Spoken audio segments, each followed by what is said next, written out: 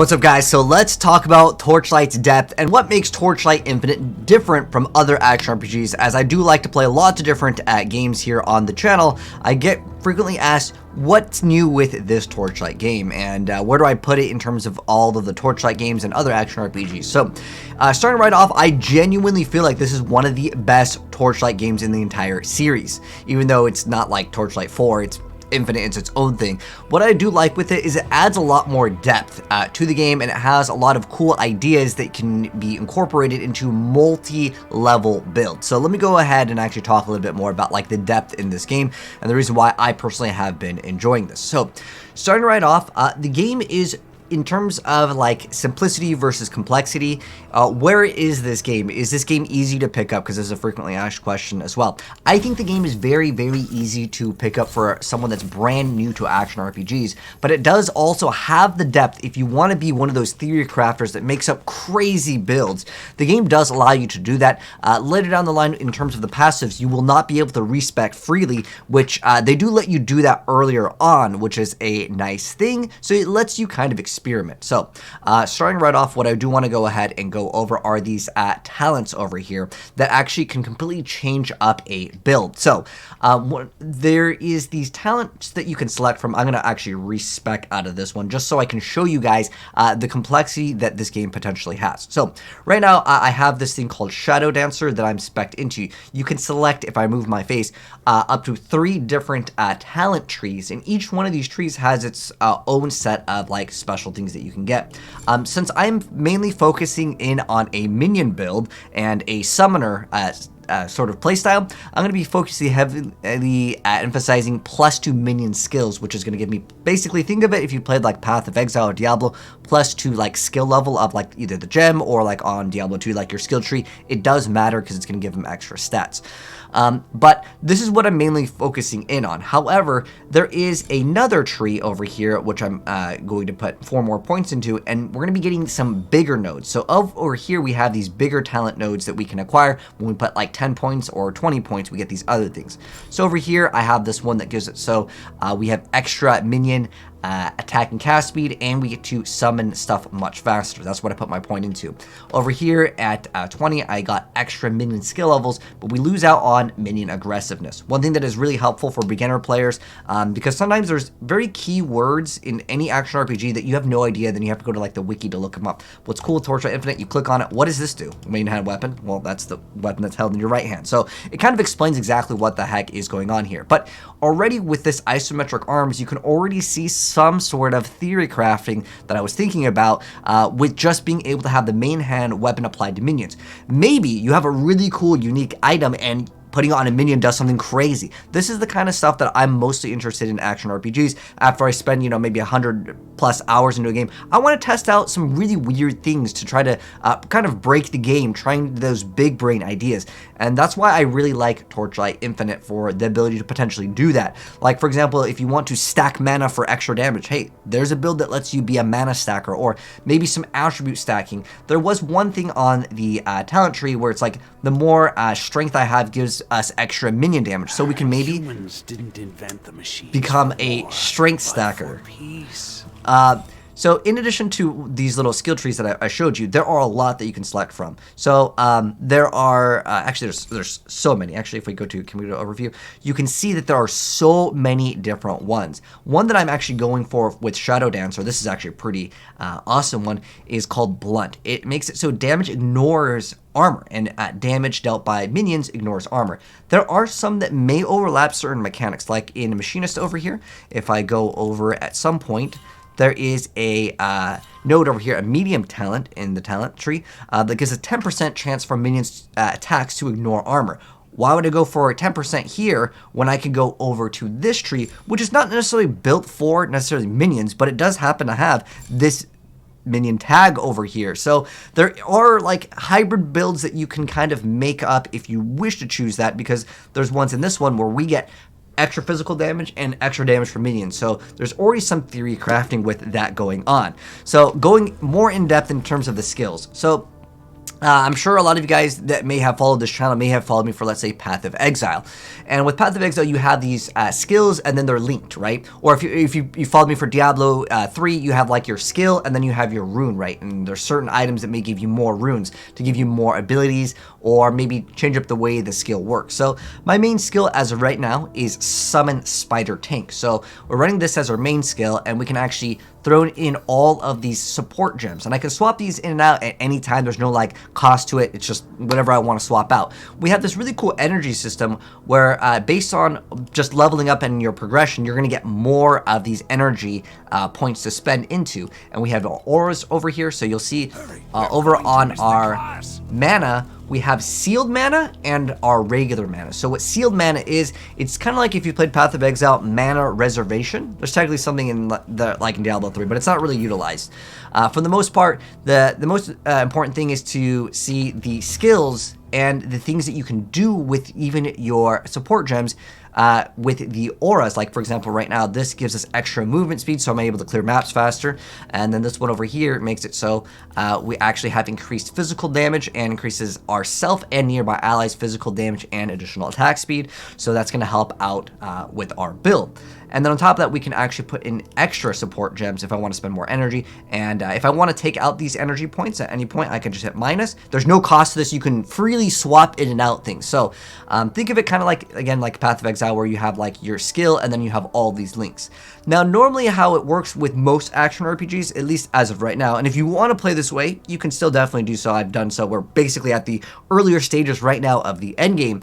But one thing that I really like is just the free ability to just go minus right here and swap out and change another skill and put it into something else. See, I still have all of these linked, but they're grayed out, meaning that we don't have the points in them. And I can, if I want to, I can just put the energy points into it. And once I eventually have enough energy, I can have multiple skills, have multiple links, and then I can start incorporating hybrid builds where, like, let's say I really like this minion, right? Let's say I did also scale myself for physical damage, right? And let's say I want to use leap attack as damage itself. I use this for my mobility. Even though this doesn't really incorporate my damage, if I really wanted to, I could start scaling it, linking it up to make it so my build can do multiple skills versus just one. Because again, in a lot of action RPGs, you basically hone in for one skills. You have plus X amount % to like one damage. Speaking of that, I do want to dip in a little bit into the items in the game. So let me go over itemization to kind of show you how unique the game is. Now, you have your standard like modifications on items over here, where you see like max life, life regen, cast speed, you have some sort of resistance. And what's really cool over here in this, if you want to see all of the stat numbers, you can see it like what your resistances are. Mine are kind of scuffed right now because I'm kind of going for as much damage and as much speed as possible. But as we progress, we're going to need to start getting a lot more resistances in the game, as that's pretty much relevant in most games to meet like a check threshold to have your resistance. So I would say in terms of like your stats, you do have this thing where you can corrode gear. It's kind of like if you play Path of Exile, like a vault, or where you can unpredictably modify an item. But for the most part, like your stats are pretty generic on items.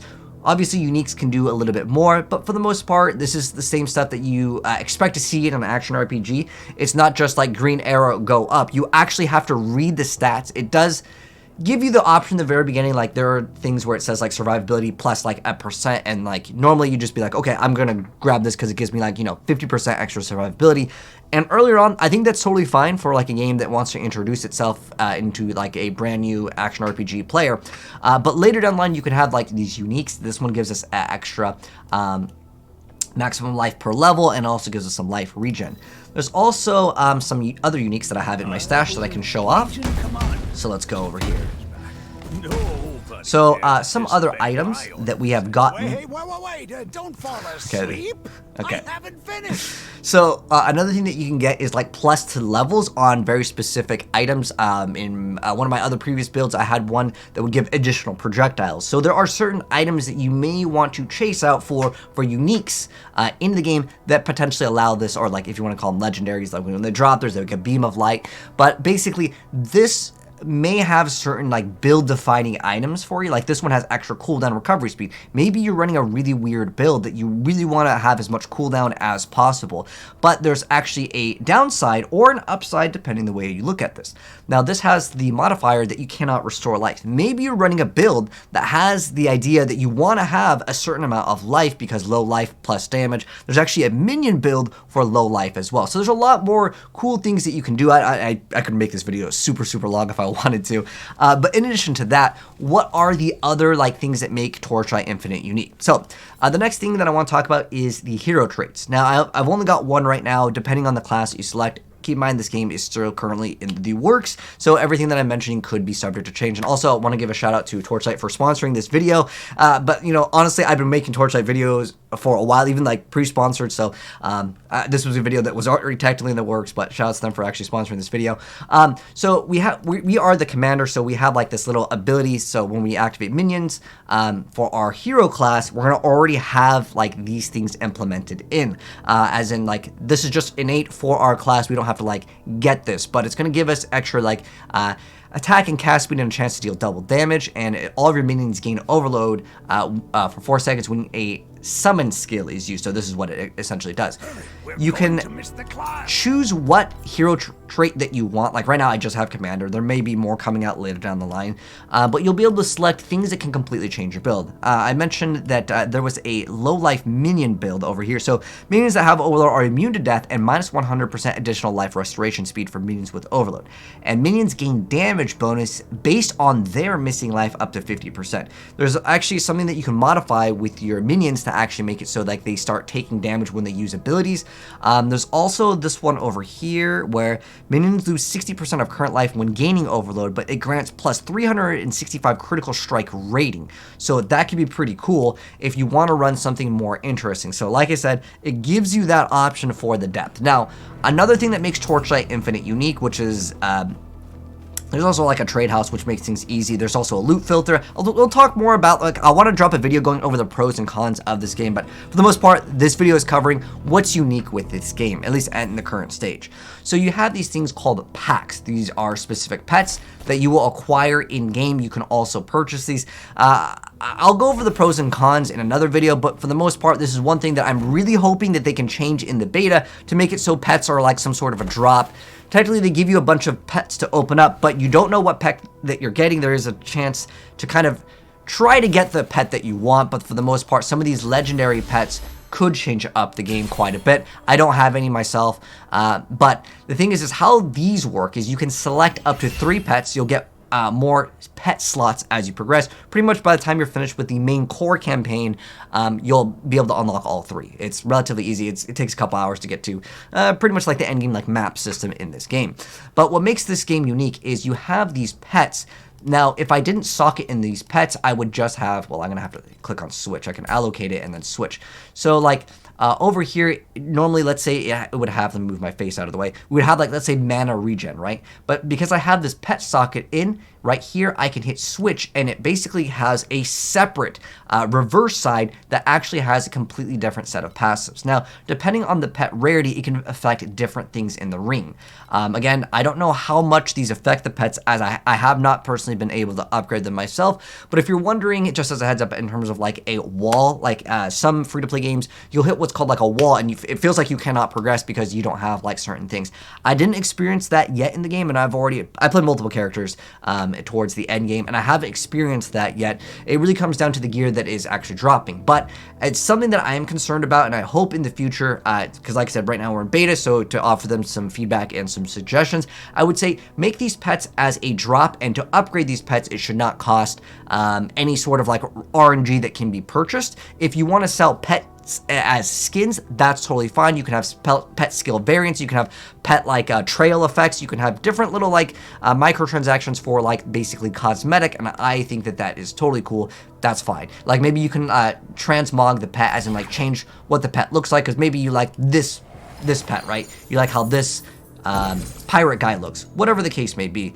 You might like one over another one, but in terms of this is the main thing in terms of like the thing that I would say definitely needs a suggestion to look at, because that is a very unique thing. Okay. But for peace. Now, as far as that goes, there's also cosmetics in the game, but that's kind of like normal. I'm not going to go too far into that.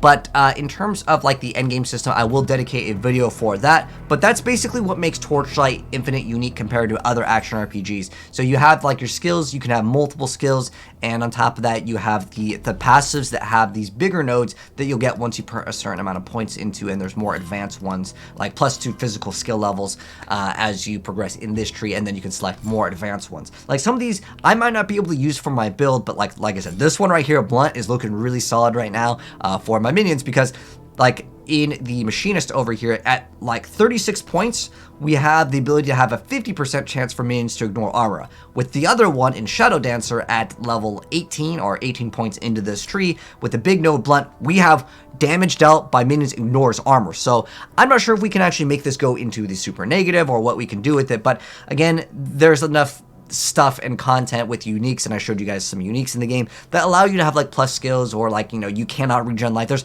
very interesting things versus other action RPGs, which are more numerical stats. But anyways, like I said, this video could be extended to be way longer, but that's basically the brief version of what's unique with Torchlight Infinite, because I'm always on the lookout for brand new action RPGs, and this one did catch my eye, and it has definitely delivered. I'm really excited about it when it eventually does get the final version, as we are in beta right now. If you guys do want to play it right now, it's available on Steam, as well as other platforms if you're on mobile. I'll put the download link down below in the description, as well as in the pin, if you guys would like to try it out yourself. And like I said, genuinely, even before I started making sponsored content for them, I was already playing the game and enjoying it. It's just the microtransactions as of right now are the only thing that I really think needs to be kind of looked at, as that's the only strong points of criticism. But we'll get into a pros and cons video of Torchlight Infinite very, very soon on the channel here. So if you're new here and you do want to see that, subscribe, turn that bell, and let me know your thoughts on the game and what else makes the game unique. If I missed out anything, let me know in the comments below. But thanks for tuning in, and I'll see you on the next video. Peace.